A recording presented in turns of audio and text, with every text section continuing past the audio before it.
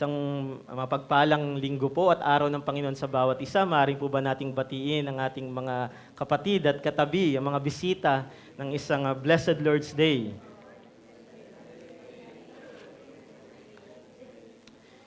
Bilang panimula po, siguro marahil nung kayo'y naging bata o kung kayo'y may mga anak, ang isa sa pinaka-paborito o sikat na istorya para sa mga bata ay yung Big Bad Wolf o yung merong isang malaking wolf kung saan iba-iba yung kakainin niya. Pwedeng yung 3 baboy o yung 3 tupa. No? Pero may kita nyo doon sa istorya na yung una doon, o yung unang baboy, sabihin natin, ito yung istorya, siya ay nagtayo sa pamamagitan ng mga straw. Yung pangalawa ay sa pamamagitan ng kahoy at pangatlo ay sa pamamagitan ng bato. Pero makikita natin kung gaano ka mapanganib yung wolf na ito, asong gubat na ito, na siya ay nagdi-disguise at siya ay maraming mga estilo kung paano niya makakain itong mga baboy na ito. No? At yung nagtayo ng kanyang tahanan sa pamamagitan ng straw, alam natin, nung dumating ito, hinipan at kung ano mga mabubulaklak na salitang sinabi, hanggang sa huli, ang unang baboy na ito ay kanyang nakain. Ganon din sa pangalawa. Ngunit yung pangatlo na nagtindig ng kanyang tahanan sa pamamagitan ng matibay na bato, alam natin ay hindi niya kailanman nagalaw. Hanggang sa ibang storya, yung wolf na yun umakyat doon sa chimney, tas may binigyan siya ng apoy at lumayo. So anyway, ang punto doon sa storyang yun, hindi nagalaw, hindi nakain yung huling baboy na iyon. Now, kung bakit ito binanggit mga kapatid, dahil tila ganito din ang sitwasyon. Sa mahabang panahon, na saklaw ng buhay pananampalatayang Kristiyano ay marami ding mga asong gubat o mga wolf na magtatangkang silain ang mga mananampalataya sa loob ng iglesia. At nawa kagaya tayo ng mautak at matalinong baboy na iyon na nagtindig ng kanyang tahanan sa pamamagitan ng mga bato at matitibay na kasangkapan. At ang tinutukoy ko na kasangkapan, mga kapatid, ay walang iba kundi ang salita ng Panginoon. Ang banal na kasulatan, ang matibay na pundasyon ng mga mananampalataya kung saan ito ang ginagamit ng Panginoon upang sila ingatan sa mga palsong katuruan at palsong pamumuhay na humahatak sa kanila. Bilang pagbalik tanaw nakaraan po ay pinaalalahanan tayo ni Pedro patungkol sa katiyakan at kapangyarihan na meron ang banal na kasulatan. Kung paanong yung Diyos mismo ang nag-initiate o siya yung mismong nagdala at nagbigay inspirasyon sa mga manunulat na ito upang yung kanilang ilalathala ay yung eksakto at perpektong kalooban ng Diyos. Ngunit hindi lamang yun dahil makikita natin na bagamat hindi sinalansang ng Diyos yung pagiging tao ng mga manunulat na ito, nakita natin na sa halos 2,000 taong saklaw ng kasulatan, ito ay nagpapakita ng isang perpekto, magkakaugnay at nagkakaisang katotohanan na tiyak at siguradong nagpamangha sa buong sanglilikha.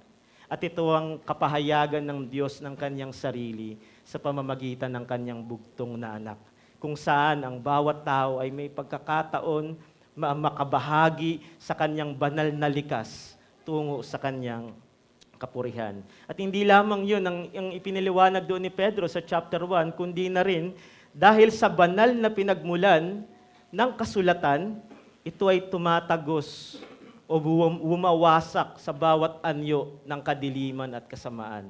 Hindi lamang sa pinakamalalim at madilim na puso ng tao, kundi na rin sa pinakamalayong dako at pinakamadilim na sulok ng sanlibutan. Ang salita ng Panginoon ay nagniningning gaya ng isang ilaw sa gitna ng gabi.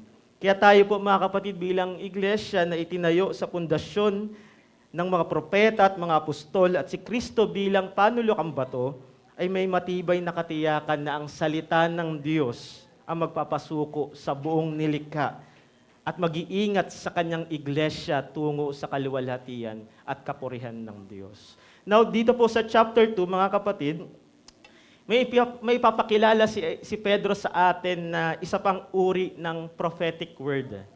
Kung tinukoy ni Peter sa chapter 1, yung prophetic word, infallible word ng Diyos through the prophets and the apostles, dito ay magpapaliwanag siya ng isang uri ng prophetic word, isang uri ng otoridad, isang uri ng tagapagturo, ngunit sa pagkakataong ito'y pawang mga huwad. Ito'y mga palso. Sila ay lubos na kabaliktaran sa kung anong ipiniliwanag ni Pedro at pinakita niya doon sa chapter 1. Kaya po ang chapter na ito ay tatalakay ngayon sa pagdating, sa karakter o ugali at hatol ng mga huwad na propeta at tagapagturo. Pansinin niyo po, itong chapter 2 na ito ay kahalintulad at maraming mananaliksik na tinuturing ito na parallel letter sa letter ni Jude.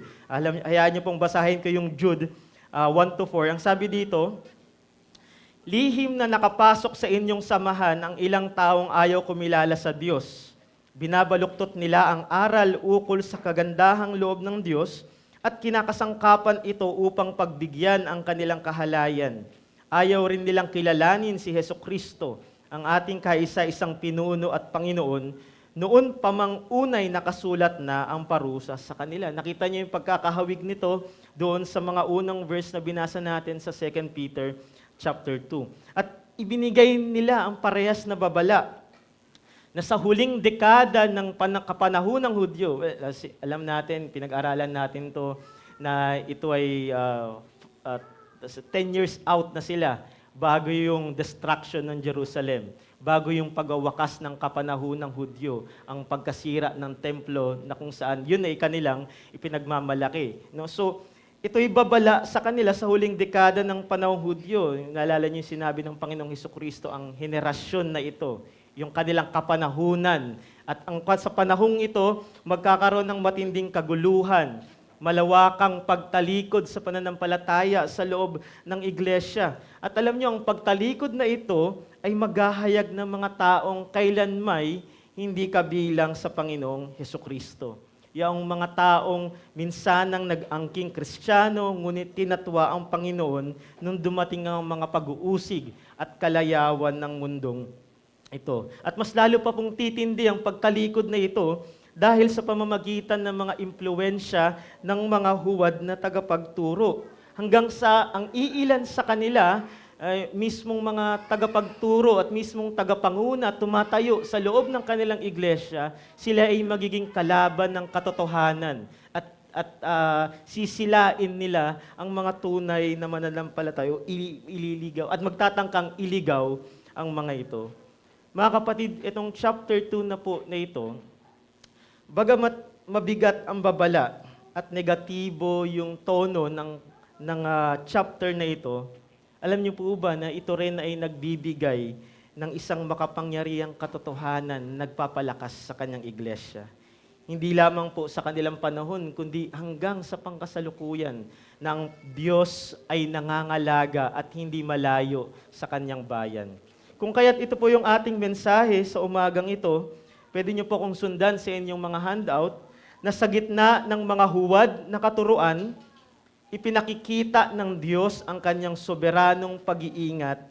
Pinoprotektahan niya ang kanyang mga hinirang at hinahasa niya ang kanilang doktrina. So, alam niyo, sinabi sa Genesis account ni Joseph, we meant it for evil, but God meant it for good. At ganito yung ginagawa ng Panginoon sa kabila ng mga pagsalungat, sa kabila ng pag-uusig at korupsyon ng mga banta sa loob ng iglesia. Ginagamit niya ito upang ipakita yung kanyang proteksyon at kanyang hasain yung kanilang doktrina o pagkakaunawa sa Ebanghelyo. Ang sabi doon sa verse 1, kung paanong sa labas ay may mga huwad na propeta sa gitna ng bayan, sa gitna ng tao sa labas, sa gitna ninyo din ay may lilitaw ng mga huwad na tagapagturo. Ngayon, malinaw na po sa atin kung bakit sa chapter 1 ay binibigyan din ni Pedro yung kahalagahan ng tunay na kaalaman sa Ebanghelyo, yung binigay ng Panginoong Hesukristo, ang tunay na kaalaman na ito at tunay na kabanalan. Dahil pagdating dito, ay haharapin nila itong mga banta na ito. Sila'y sasagupa sa mga huwad na doktrina at mahalay na tao. Halimbawa po, binanggit ito ni Pablo sa Acts chapter 29. Ang sabi ni Pablo sa Acts chapter 20 rather, verse 29, alam kong pag alis ko'y papasok sa gitna ninyo ang mga mababangis na asong gubat at walang patawad na pupuksain ang kawan. Mula na rin sa inyong mga kasamahan ay lilitaw ang mga taong magsasalita ng mga kasinungalingan upang akitin ang mga alagad na sumunod sa kanila. So, dito ipinakita na ni Pedro ang kanilang turo ay mga bagay na taliwas sa otoridad ng Panginoong Hesukristo. At isa sa mga mainit na nakasinungalingan na sinasabi ng mga ito ay wala ng kahatulan na darating sa kanila. It's either dumating na o wala nang pagbabalik muli. So ang issue nilang na iginigiit dito ay patungkol sa darating na kahatulan ng Panginoong Hesukristo sa kanilang henerasyon, sa kanilang bayan. At tila, naalala yung sinabi ng propeta sa lumang tipan, sila ay sumisigaw ng peace, peace, while there is no peace. At pansinin niyo mga kapatid kung paano magkaugnay yung dalawang ito. Kapag tinatanggi natin yung katotohanan patungkol sa pagdating at paghahatol ng Panginoong Hesukristo, nawawala ang kabanalan at humahantong ito sa buhay na pagkakasala at pagkahalumaling sa laman. Bakit? Dahil wala pong idea, walang accountability, walang nakikitang kahatulan laban sa kasalanan. At maraming mga iglesia ang nagpapangaral ng ganito ngayon, na kung saan ang ipinapangaral ay patungkol sa pag-ibig at biyaya, pero inaalis ang kahatulan ng Diyos, ni Kristo Jesus sa kasalanan. Ngunit sinabi rin sa ating mensahe kanina, na kayang gamitin ng Diyos ang mga banta na ito upang linawin at hasain ang pananampalatayang Kristiyano. Hindi ba ang heresiya na meron sa ika-4 na siglo o yung Arianism, ito ay pinagtibay at nilinaw ni Athanasius, yung pagka-Diyos ng ating Panginoong Hesukristo, kung saan may mga nag-de-deny o tumatanggi na ang Panginoong Hesukristo ay tunay na Diyos. At ganun din yung sa ika-5 siglo, ang Pelagianism, kung saan nilalapastangan nila yung doktrina ng biyaya, ng kaligtasan. At ito ay pinaglinaw at pinagtibay naman ni Augustine. So, sa loob ng mahabang panahon, ang Panginoon ay gumagamit ng kanyang mga tapat na lingkod upang ipakita at ipagtibay yung katotohanan patungkol sa biyaya ng Ebanghelyo na nasa Panginoong Hesukristo. Now, gusto ko lamang po magkaroon tayo ng 2 punto sa pag-aaral na ito. Una, maging handa sa lahat ng uri ng palsong katuruan, hindi lamang sa labas, kundi sa loob ng iglesia. Again, maging handa ang bawat isa. Maging handa ang Reformed Baptist Church of Malabon sa lahat ng uri ng palsong katuruan sa loob at labas ng iglesia. Basahin ko po ulit sa verse 1-3, noong may lumitaw ring mga huwad na propeta sa gitna ng sambayanan, kung paanong sa gitna ninyo'y lilitaw din ang mga bulaang guro. Palihim silang magpapasok ng mga maling aral na makakapinsala sa inyong pananampalataya. Itatakwil nila pati na ang Panginoong tumubos sa kanila, kaya't ito ang magdadala sa kanila ng mabilis na pagkapuksa. At marami ang susunod sa kanilang mga gawang mahalay at dahil sa mga ito ay hahamakin ang daan ng katotohanan. Sa kanilang kasakiman, pagsasamantalahan nila kayo sa pamamagitan ng mga mapagkunwaring salita, matagal nang nakahanda ang hatol sa kanila at hindi natutulog ang kapahamakang darating sa kanila. Ayon po kay Pedro, ang mga huwad na tagapagturo ay palihim na papasok sa loob ng iglesia. Hindi sila mapapansin.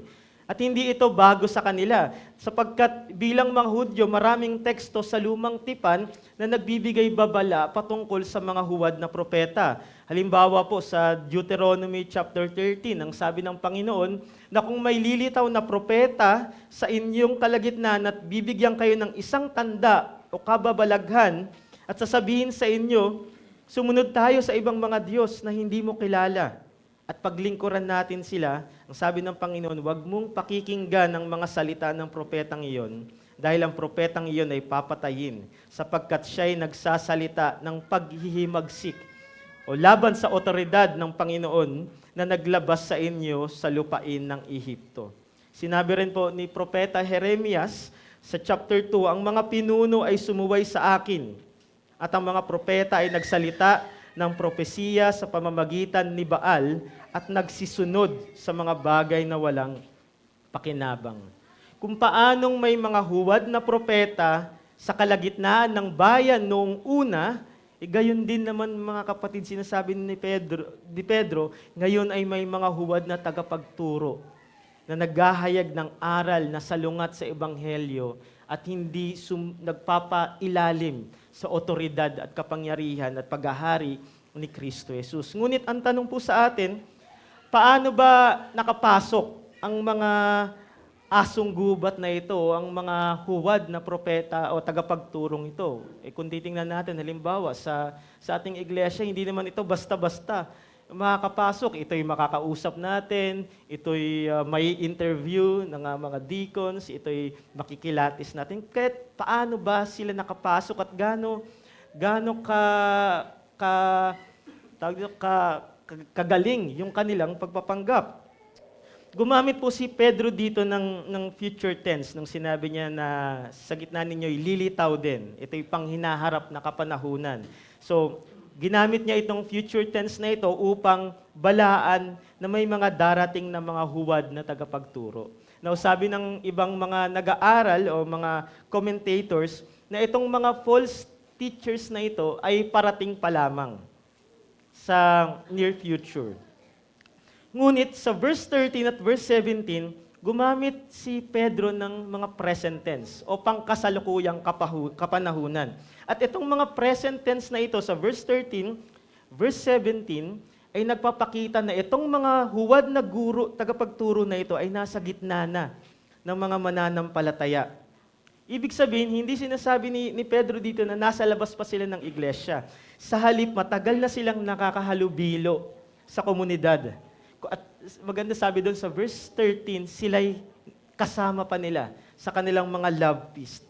Sila'y kasama sa kanilang mga hapag, kumakain, kasama nila. At sila'y nagtatago hanggang sa lumabas ang kanilang tunay na intensyon. At dito mga kapatid, sa panahong ito, sa matagal na panahon na sila'y nagkasama-sama, dito nila naggawang palihim na ipasok yung kanilang mga mapanirang katuruan at magtangkang hatakin sa kahalayan yung mga mananampalataya sa loob ng iglesia. Alam niyo po ba yung salitang palihim o secretly ay kaugnay sa salitang para? Di ba? Paraclete, alam niyo yung para doon, alongside, beside, katabi, o kasama, kasabay. Ganito po yung ginagawa nila. Itinatanim nila yung kamalian na nakahalo sa katotohanan. Tinatanim nila yung error, yung kanilang mga heresiya, yung kanilang kahalayan at kasamaan at kasalanan, katabi ng katotohanan. Sa punto na magmumukang magkaparehas na itong dalawa. At ang sabi dito, nagpapanggap silang kasama natin. Ang ganda nung comment dito ni Bruce Gore, ang sabi niya, itong mga huwad na guro ay nag-aastang kaibigan natin. Kaya nag-light bulb agad sa akin yung preaching ni Pastor last week. Yung kahalagahan na magkaroon tayo ng tunay at makadiyos na mga kaibigan. Dahil kapag nagkakaroon ng intimate na pagkakaibigan at nagiging matibay yung pinagbuklod na bigkis ng banal na espiritu, ay nawawalan ng puwang ang mga huwad na tagapagturo na nagaan yung kaibigan. Inawit natin kanina, what a friend we have on Jesus. At ang Panginoong Jesus bilang kaibigan natin na hindi natin nahahawakan, nakakasama at nakakausap ay ang Panginoong Jesus na nagiging kaibigan natin sa pamamagitan ng mga kapatid natin sa pananampalataya. Sapagkat may uri ng kaibigan na umaakay sa iyo tungo sa buhay at kabanalan, at may uri ng kaibigan na aakay sa iyo tungo sa heresiya at kapahamakan. At ito yung isang bagay na lagi mong ipagpasalamat sa Panginoon. Kung meron kang kaibigan na nagdadala sa iyo sa buhay at kabanalan, isang kaibigan na nagpapaalala sa iyo, kagaya nung halimbawa ni Pastor ng mga parte ng sasakyan, nagbibigay sa iyo ng liwanag, direksyon, at paningin sa mga blind spot mo. Ito isang bagay na dapat mong ipagpasalamat sa Panginoon. Dahil naglipa na at labas-pasok sa iglesia ang mga huwad na guro at mga katuruan at kahalayan na pwedeng gumambala sa iyong kabanalan. Ano po ang layunin ng mga ito? Meron tatlong bagay tayong mapapansin sa ugali o karakter ng mga huwad na tagapagturo at sa kanilang katuruan. At alam niyo po ba, sa maraming balita ninyo naririnig at nababasa, ito yung tatlong prominent na kinauhulugan o karakter ng mga palsong tagapagturo na ito.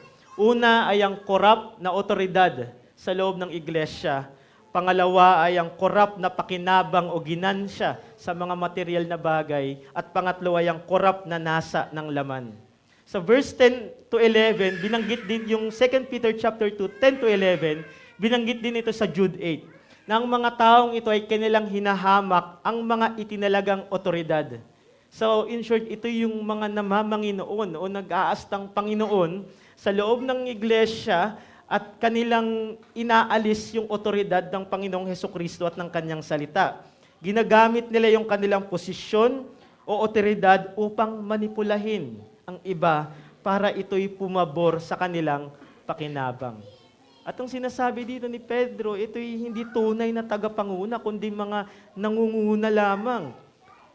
Sila'y mga mandaraya na gustong magkaroon ng kontrol sa mga tupa at later on kanilang ipapahamak.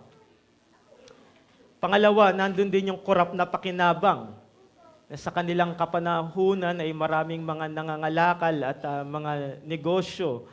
Pero ang kanilang intensyon ay gumawa ng kanilang sariling business out of doon sa mga material na bagay na meron ang mga mananampalataya. At hindi rin yan bago sa kanilang panahon sapagkat ngayon, maraming mga nagtatayo din ng kanilang relihiyon at marami ring nagpapangaral kung saan sila'y humahakot ng milyong-milyon sa kanilang panilinlang at maraming mga kamalian at nakakapahamak na doktrina. Hindi lamang po ang corrupt na otoridad, corrupt na pakinabang, kundi nandoon din kasama yung corrupt na nasa ng laman. Gaya sa verse 2 at verse 18. At napakabigat nito dahil gumamit dito si Pedro ng dalawang halimbawa. Ito yung milalagay natin mamaya sa second point. At ito yung tulad sa Sodom at Gomorrah, na nagpakasasa sa pakikiapid at sumunod sa mga hindi likas na pagnanasa. Ibig sabihin, magkakadikit itong layunin ng mga ito. Yung layunin sa otoridad, layunin sa pananalapi, at ganun din ay yung pagnanasa sa laman. Ibig sabihin, ang kanilang katuruan ay nagbubunga ng pagkalugmok sa kahalayan at imoralidad.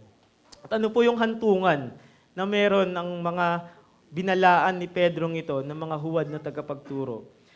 Kung mapapansin niyo po, ang tatlong ito, yung kapangyarihan, pera at laman, ay nauugat sa kanilang pagtanggi sa Panginoong Hesukristo, sa kanyang otoridad, at sa kanyang ginawang pagtubos sa kanila. Now,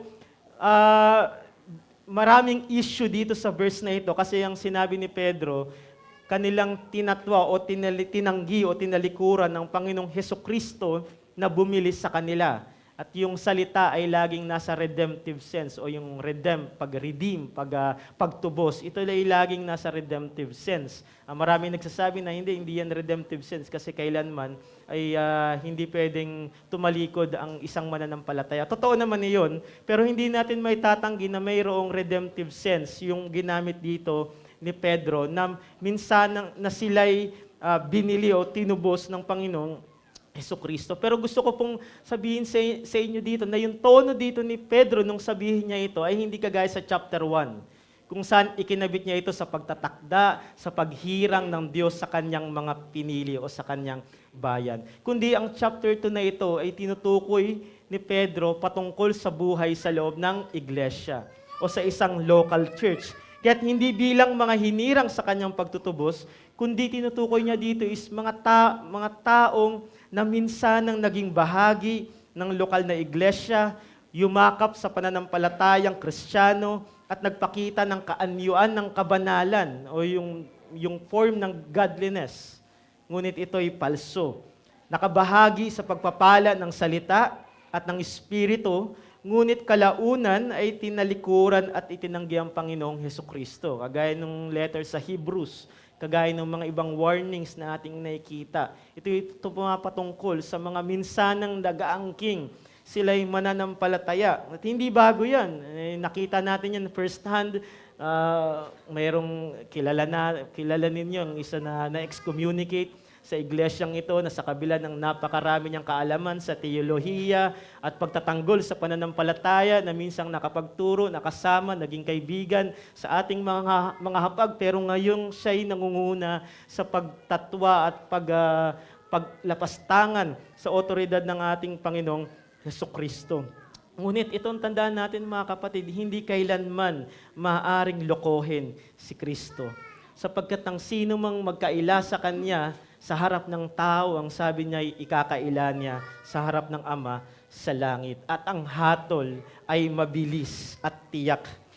Tinukoy dito sa kanila na yung kanilang kahatulan, later on nakita sa ating kasaysayan na yung pagkawasak ng kanilang kapanahunan. Yung katagang, sabi doon, yung katagang, ang hatol, sa verse 3, ang hatol na itinalaga sa inyo noon pa. Tanong hatol ito, kung babalikan natin sa Deuteronomy, ito yung mga babala ng mga propeta sa kanila. Ito yung babala ng Diyos sa kanila, na ngayon ay ibubuhos sa kanila ng Panginoon. Ano po yung kahalagahan nito sa atin, mga kapatid? Nawa wag tayong mabalisa o magulat sa paglaganap ng maling katuruan at sa mga bagong anyo ng kabaluktutan. Yung nagtitake po ang mga ito ng iba't ibang form. May mga prosperity gospel. Nandun pa rin yung pagtanggi sa pagiging tunay na Diyos ni Kristo. May nandun pa rin yung pagtanggi sa pagiging tunay na tao ng Panginoong Hesukristo, sa kanyang pagiging tagapamagitan. Hindi natin yan dapat ikagulat, ngunit hindi rin na tayo dapat mabalisa sa mga ito. Sapagkat kung nakikita natin ang mga ito'y nagpapatunay ng katiyakan ng mga babala ng kasulatan. Yung kanilang nakakatakot o yung kanilang mga banta ay hindi nangangahulugan na sila'y nagtatagumpay. Yung kanilang presensya ay hindi katibayan na malayo ang Diyos. Yung kanilang pagdami ay hindi ibig sabihin na pasama ang mundo. Kundi ito'y patunay na natutupad yung salita ng Panginoon at may darating na kahatulan sa mga ito. Anong sabi sa Psalm 37? Ang Panginoon ay tumatawa sa masama sapagkat nakikita niyang dumarating ang kanilang araw, ang kanilang kahatulan. Isang case din po sa medieval age na ang iglesia ay naging tahanan ng kadiliman. Ang indulhensya ay ibinibigay o binibenta bilang kalakal ng kapatawaran. Ang mga relics at mga ritual ng Romanong Katoliko ay naglayo sa tao mula sa Ebanghelyo at maraming mga pari ang madalas na nabubuhay sa kompromiso. Habang maraming kaluluwang nauuhaw sa tunay na salita ng Diyos at tunay na pagpapangaral nito sapagkat ito'y itinatago sa kanila. Ngunit alam niyo po ba na sa kabila ng katiwaliang iyon ay nagbangon ang Diyos sa pamamagitan ng kanyang salita ng mga tao, ng isang naglalagablab na protesta at ang salita ng Diyos na itinindig sa pamamagitan nila John Wycliffe, John Huss, at pagkatapos nito yung makasaysayang pagtanggi ni Martin Luther sa baluktot na katuruan ng Romano Katoliko hanggang kila John Calvin. Ito'y patunay na ang Diyos ay hindi malayo sa kanyang iglesia at patunay na walang pinal na katagumpayan ang mga huwad na tagapagturo at baluktot na pamumuhay. At totoo po iyan sa, kagaya ng sinabi ko kanina, sa 2,000 taong saklaw ng kautusan na naingatan at napreserba yung katotohanan ng Ebanghelyo, bagamat hindi sinalansang ng Diyos yung pagiging tao ng mga manunulat. Ni hindi nagkausap ang mga iyon. Ngunit makapangyarihang iningatan ito ng Diyos at makapangyarihan niya itong ginagamit sa bawat pagsagupa sa maling katuruan. Sa madaling sabi, ang kasakiman at maling turo sa panahong iyon ay hindi sumira sa iglesia. Ito'y ginamit mismo ng Diyos upang itindig ang kanyang salita at ibalik ang kadalisayan sa loob ng kanyang iglesia. Kaya't inahamon ko ang bawat isa na hindi dapat takot ang ating tugon, kundi kumpiyansa sa salita ng Diyos. Sa bawat mangangaral at tagapagturo, ito yung kumpiyansa na meron tayo. Naway disiplinahin natin ang ating mga sarili na lumalim sa Ebanghelyo dahil hindi lamang palsong katuruan ang ginagapi nito, kundi ang mga huwad na pamumuhay. Alam niyo po ba na kapag wilalang bahala ito, pangunahin ng mga tagapanguna at susunod ang mga kapatid sa loob ng iglesia, ay palihim na papasok ang mga panganib na ating nabanggit. Parang, di ba, yung isang lacunae, yung may mga gaps, at doon ay nagkakaroon ng mga finifill, o kung saan yung mga mikrobyo, yung mga maruruming hindi dapat nandoon ay sumisiksik, yung mga gaps, yung mga agwat. At tila kapag tayo'y hindi nagiging disiplinado at pabaya sa ating pag-aaral ng salita at paglalim sa Ebanghelyo, ganyan ang gagawin ng mga maling katuruan. Sila'y papasok o sisingit sa mga gaps na iyon hanggang sila'y magkaroon ng pagkakataon. Kaya't kauhawan at pahalagaan natin ang pag-aaral ng salita. Dito mo itindig ang iyong ministeryo. Dito mo itindig ang iyong kapatiran at maging ang iyong sambahayan.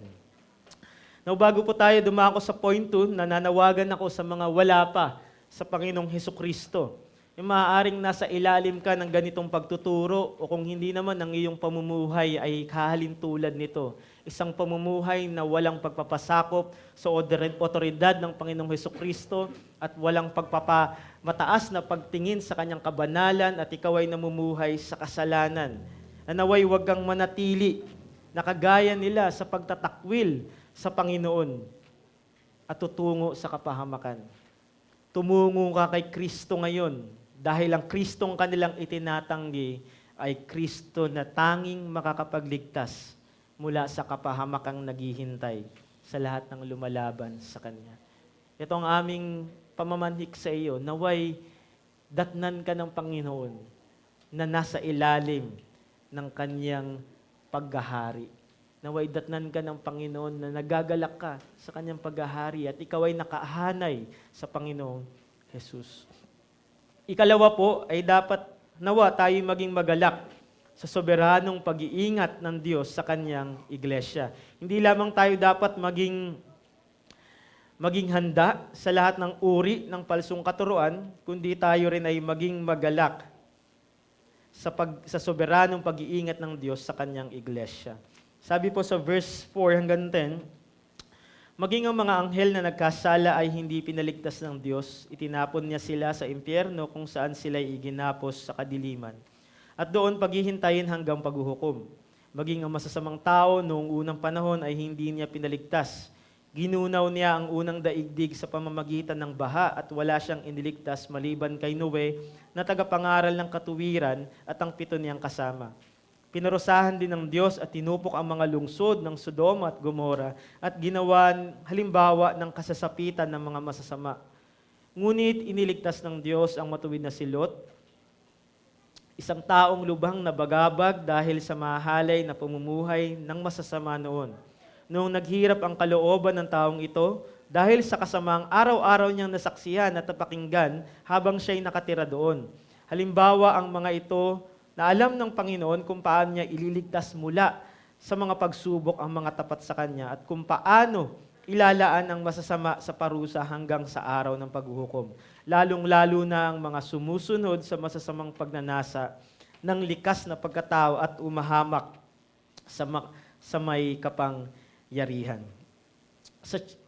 Sa verse 4 to 10 po na ito, ang pinapakita dito ni Pedro, hindi lamang yung tiyak na paghahatol, gumamit siya ng dalawang halimbawa, kundi yung kanyang soberanong pag-iingat sa kanyang tunay na bayan. At ginamit niya yung dalawang halimbawa. Ano po yung dalawang halimbawa nito sa Old Testament? Yung account ng mga anghel at yung account doon sa Sodom at Gomorrah.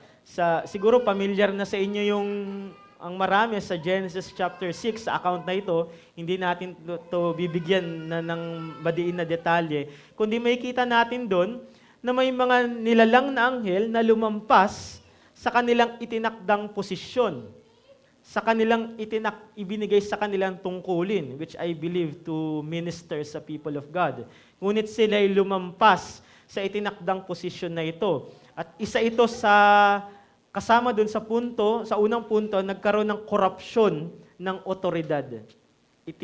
Iniwan nila yung kanilang tungkulin na ipinagkatiwala sa kanila ng Diyos at gumawa sila ng sarili nilang kagustuhan. Nandun yung pagsiping. Sinabi doon sa mga anak ng babae, mga anak na babae ng tao. At ano yung naging bunga nito? Lumaganap ang kasamaan. Kaya't winasak sila ng Panginoon. Pero pansinin nyo, na even sa account na ito, walang anumang posisyon ang makakapagtago sa hatol ng Diyos. Ganito yung gusto ng mga huwad na tagapagturo. Nagtatago sila sa otoridad, sa posisyon dahil feeling nila untouchable sila. Walang pwedeng kumestyon. Kapag may sumalungat, kaya niyang igamitin agad ito. Pero dito sa Genesis 6, even itong mga anghel na ito, na mayroong itinakdang posisyon ay hindi nakaligtas sa kahatulan ng Diyos. Sa katunayan, ang mas mataas na posisyon ay mas may higit na kaparusahan. Kaya yung kasalanan ng pagmamalaki ng mga taong ito ay laban sa otoridad ni Kristo na magdadala sa kanila sa pinakamasahol na kalagayan. Siguro magre-ring din sa inyo yung warning ni Santiago na hindi lahat ay magnais na maging tagapanguna o tagapagturo sapagkat mas mahigpit ang gagawing paghahatol sa ating mga nagtuturo. Ginamit niya rin po yung account doon sa Sodom.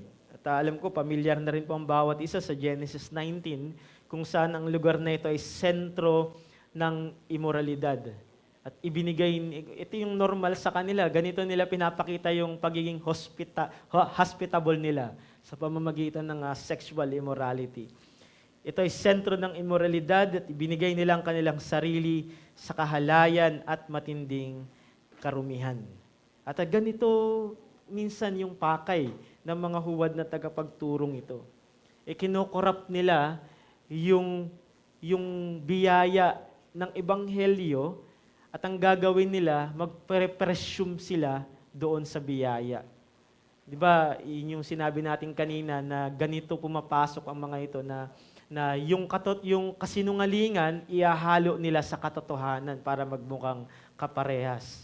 At ganito yung ginagawa nila para ipasok ang mga kahalayan na ito. Itatago nila ito sa pag-highlight na mabiyaya naman ng Diyos. At inaalis yung katuruan patungkol sa pagtalikod at pagsisi at pagpatay sa kasalanan. Alam niyo, si Lot ay namuhay sa lipunang ito. Kung nababasa niyo yung istorya ni Lot, bagamat marahil hindi niyo gusto si Lot, doon sa kanilang diskusyonan ni Abraham at pagsuway sa Diyos, nung pinapapunta siya dito, sa iba pumunta. Pero dito, si Lot, 3 beses na tinawag na matuwid. Sa verse 7 to 8, 3 beses siyang tinawag na matuwid. Iniligtas ang matuwid na si Lot.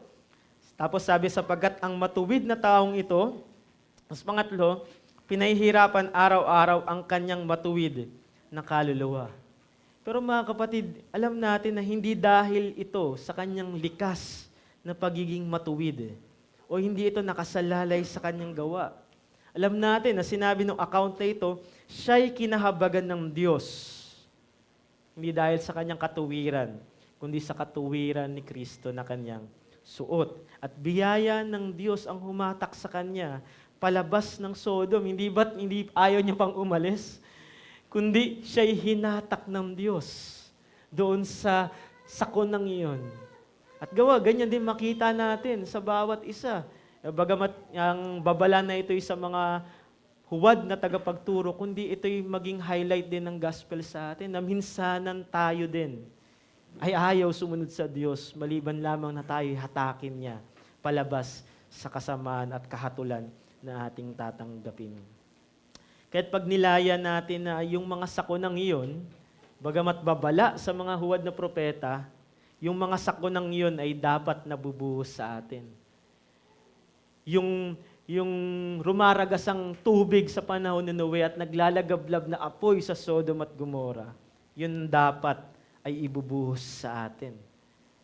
Pero ang nangyari, kung bakit tayo nakatakas, ay merong greater Noah, merong greater Abraham, Moses, and David na nanguna para sa atin at siya yung sumalo ng puot na iyon. Si Kristo yung arko doon na kung saan tayo'y nakanlong.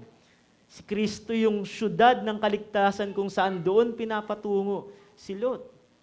Si Kristo ang ating tagapag-ingat, pag-asa at tagapagligtas sa darating na nakakakilabot na babala at kahatulan ng salita ng Panginoon. Siya'y buhat sa langit. Kung ang mga anghel ay ipinatapon sa dito upang magasik at kaparusahan sa kanila, ang Diyos mismo ay kusang loob na bumaba. Siya ay kusang loob, naging kagaya natin. Anong sabi sa Philippians 2? Hindi niya inangkin na siya, hindi niya inalintana ang kanyang pagiging Diyos. Bagkus siya ay nagpakababa habang ang mga tao ay abala at nakukonsum ng kanilang ganid sa otoridad, pananalapi at laman, ang Panginoong Hesukristo. Sa kabila nasa kanyang lahat ng yaman, siya'y nagpakumbaba. Hindi niya inalintana yung otoridad ng pagiging Diyos na meron siya. Bagkus siya ay naging kagaya natin upang maglingkod sa atin. Kaya bagamat siyang apoy at tubig sa panahon nung una na tumutupok at sumisira sa mga mananampalataya, siyang arko at syudad ng kaligtasan. At nawa mga kapatid, ano yung dulot ng katuwirang ito sa ating buhay? Ano yung dinulot ng katuwirang ito kay Lot at kay Noe? Ang sabi kay Lot, ang sabi doon, siya ay lubhang nabagabag at pinahihirapan ng kasamaan sa paligid. Diba? Araw-araw nakikita ni Lot yung kahalayan na yun at ang sabi sa kanya, lubha siyang nababagabag at araw-araw pinahihirapan. Marahil sa inyo po, ganito rin yung ating mga struggles. Diba? Kung meron kang struggle sa mga sensuality, araw-araw na itong nakikita, nawa, hindi lamang ito basta yung layuan at iwasan, pero nandoon yung pagkabagabag. Nandun yung paghihirap ng loob sapagkat alam natin na ito'y mali at laban sa Panginoon. Si Lot ay hindi komportable sa kultura na meron sila. Sa halip, siya'y nasasaktan dito. At ito'y tanda ng tunay na pagsisisi at pananampalataya kay Kristo. Mga kapatid, nais ko po sanang magwakas at idiin sa inyo itong katiyakan at kaaliwang dulot ng banal na kasulatan, hindi lamang po sa lahat ng mananampalataya, kundi sa bawat tagapanguna, tagapagturo ng iglesyang ito.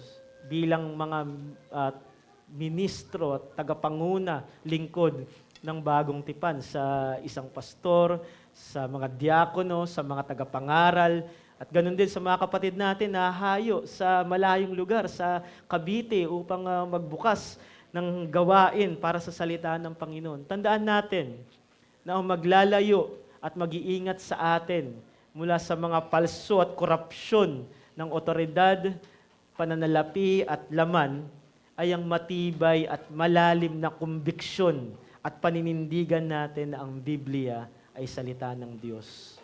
Wag nating iwaglit ito. At itong nakakalimutan ng marami na nasa pangunguna, ni sila'y tumitindig bit-bit ang salita ng Diyos. At kapag ang kaisipan na ito'y wumaglit, sa kaisipan ng tagapanguna, ang mga korupsyon na ito ay papasok sa kanyang ministeryo. Sapagkat hindi niya nakinikilala na siya'y tumitindig para sa salita ng Diyos.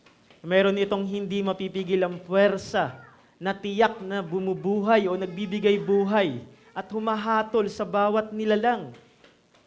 Ang salitang ipinapangaral ay patungkol sa buhay at kamatayan, isang puwersa na kayang maglantad ng mga huwad na katuruan, magpakita ng mga baluktot na pamumuhay at mapagkunwaring pananampalataya. At hindi ba napakalaking pribilehiyo na ito sa atin? Sapagkat tayo na dating mga kaaway ng Diyos, dating rebelde sa Kanya, na dating kasama sa mga taong tumatanggi sa paghahari ni Kristo, ay ngayon ginagamit niya ang ating mga mahihinang labi at tinig para yung makapangyarihang salita ng Panginoon ay maitawid. At isipin niyo yun, hindi nakasalalay yun sa inyong lakas, hindi yun nakasalalay sa posisyon o sa otoridad, bagamat ang ating mga labi at tinig ay mahina, ang Panginoon, ang Diyos at ang Kanyang salita ay kayang gawin itong malakas at pasigaw sa mga taong lumalaban upang sila'y tawagin sa Ebanghelyo. Alam niyo po, maraming mga huwad na tagapagturo na naglipa na sa labas, masisipag din na magbahay-bahay. Hindi lahat po na nagbabahay-bahay, kundi maraming mga huwad at palsong tagapagturo na maging sinisimulan nila sa mga tahanan ang mga baluktot na katuruan na tumatanggi sa pagka-Diyos ni Kristo, sa Kanyang pagiging tunay na tao, sa banal na Trinidad at sa dakilang biyaya ng katuwiran ng Panginoong Hesukristo. Ngunit kung ang mga ito'y merong kumpiyansa na magasik ng mga kasinungalingang ito, hindi ba't higit ang kumpiyansa ng ministeryo natin na nakatindig sa bagong tipan? Higit ang kumpiyansa natin sa Panginoong Hesukristo na ipinapangaral ang Kanyang hindi nagkakamali at hindi nagbabagong salita. At panghawakan natin yung sinabi ng Panginoon, yung sinabi dito ni Pedro, na alam ng Diyos kung paano niya ililigtas ang mga mananampalataya. Alam niya kung paano iingatan, protektahan ang Kanyang iglesia. Nawa maging mainit at intentional yung ating ministeryo. Mga kapatid, mga tagapanguna, maging mainit at intentional yung ating ministeryo. Kung paano yung mga kaaway ng Ebanghelyo, sila ay intentional at mainit sa pagpasok at magturo ng mga maling katuruan na ito, ay nawa ganun din tayo maging mainit at intentional na labanan ang mga maling katuruan at mga baluktot na pamumuhay. Sapagkat ang layunin ng Diyos ay mailantad ang mga ito at mapreserba yung puridad, yung purity at yung kadalasayan sa loob ng iglesia. Ang sabi ni Pablo, that God be true and everyone were a liar. Kaya sikapin natin na maging totoo ang Diyos, maging matuwid, makatarungan, banal ang Panginoong Hesukristo sa loob ng iglesia. Sa bawat isa po sa atin, gusto ko lamang balikan yung ating mensahe na sa gitna ng mga huwad na katuruan, ipinakikita ng Diyos ang Kanyang soberanong pag-iingat. Pinoprotektahan niya ang Kanyang mga hinirang at tinahasa niya ang kanilang doktrina. Paano po ba ito nagaganap? Yung pag-iingat ng Diyos, hindi ito parang mystical o magical na pag mayroong mga false prophets yan o false teachers, maglalagay siya ng barrier na parang burning bush. Hindi mystical ito. Iniingatan ng Diyos ang Kanyang iglesia sa pamamagitan ng mga tapat na pastor at mga tapat na tagapagturo. At kung kayo ay kabilang sa ganyang iglesia o kayo ay membro ng Reformed Baptist Church of Malabon, yan ay ipagpasalamat natin. Dahil hindi ka mystical na iniingatan ng Diyos na parang merong kung ano man, kundi ito'y nararamdaman ng lahat ng senses mo ng iyong nakikita mo ito, na nalalasahan mo ito, nararamdaman mo ito, nakakasalamuha mo ito. At ginagamit niya yung mga tapat na tagapagturo bilang daluyan ng kanyang pag-iingat at biyaya. Kaya't ito yung isang hamon sa bawat isa, naway igalang natin ang mga tagapanguna bilang paggalang sa otoridad ni Kristo Jesus. Yung ating pagpapasakop sa otoridad ng kanyang salita at kay Kristo ay nakikita sa ating tapat at mapagpakumbabang pagpapasakop sa ating pastor, sa ating mga tagapanguna sa loob ng iglesia. Manalangin tayo para sa kanila. Nawa, isama nyo every week, bago yung Lord's Day, may pag-pray natin.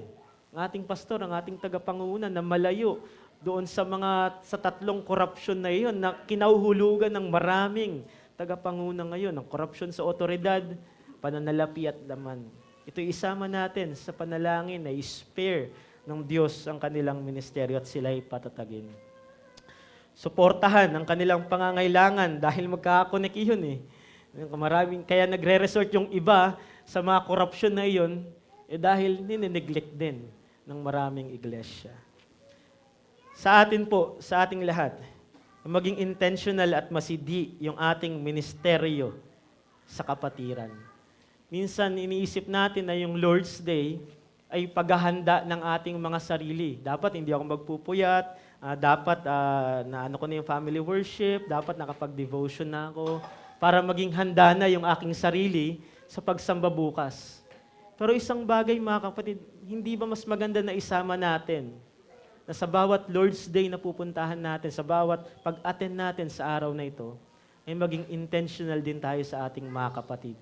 Hindi lamang sa paghahanda ng ating sarili, kundi ihahanda mo ang iyong sarili para maging serbisyo sa iyong iglesia. Siguro sa inyo, nung nag-aaral kayo ng high school, baka maraming makarelate, bago ka pumasok, naghahanda ka na ng mga, kung sino yung mga bubulihin mo. Naghahanda ka na ng mga pang-aasar mo. At kung paano ka magpapasikat doon sa classroom, aasarin ko si ganito, ito yung punchline ko sa kanya. Baka inahanda nyo na yan. No? So, mga kapatid, sa bagong tipan, ganito rin dapat tayo. Ihanda natin yung ating mga sarili kung paano ako maigi at mainam na makakapag-ministeryo sa aking mga kapatid. Hindi ka maghahanda na, paano ko kaya bubulihin at aasarin to siya? Paano ko mapapaglingkuran? Intentional at masidi ang ating ministeryo. Kung yung mga false teachers, ang motive nila ay destroy, ang motive ng bawat mananampalataya ay edify ang kanyang mga kapatid. Tayo po ay manalangin. Panginoon, maraming salamat po sa oras na ito at sa aming pagtalakay sa sulat ni Pedro, aming inaamin ang aming kawalan ng kakayanan at kahinaan, hindi lamang sa pag-aaral ng Ebanghelyo, kundi sa aplikasyon ng mga ito. Ngunit kami ay sumasandal sa isang matibay na bato at sumasandal sa isang makapangyarihang Diyos na kayang mag-ingat at magprotekta sa amin mula sa mga banta ng kaaway sa loob at labas ng iglesia. At dalangin namin, Panginoon, na sa kabila ng pag-iingat na ito ay makita rin namin ang spirit-abled na responsibility na meron kami upang mas mainam namin kayong mapaglingkuran at aming mga kapatid. Nawa sa aplikasyon ng lahat ng ito, ikaw lamang ang mapapurihan sa iglesyang ito. Sa pangalan ni Jesus. Amen.